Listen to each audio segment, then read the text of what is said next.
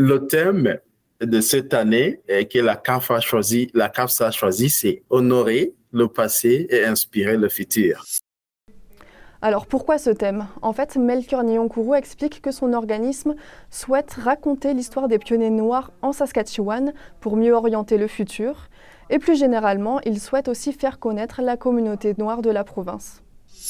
Et pour ça, la CAFS lance aujourd'hui toute une série d'activités et de performances artistiques.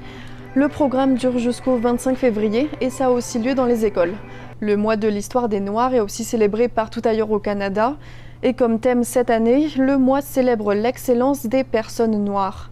Alors aujourd'hui et tout au long du mois, mon collègue Wendiam Valentin Campaoré nous a préparé une série de reportages sur l'histoire des Noirs dans la province.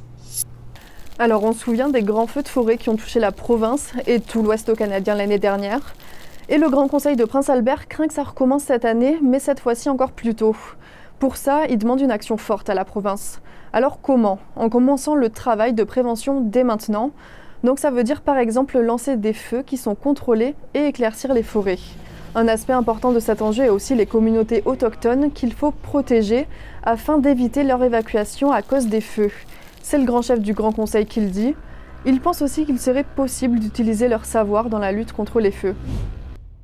On passe à une idée sortie maintenant. Le ballet national d'Ukraine se produit ce samedi à Saskatoon. Son escale en Saskatchewan fait partie de sa tournée dans 10 villes du Canada. Le nom du spectacle, Nadia, résonne avec l'actualité du pays parce qu'il veut dire « espoir » en ukrainien.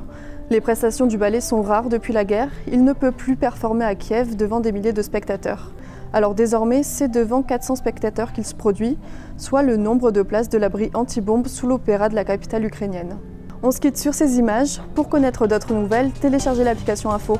Bonne fin de semaine et à lundi.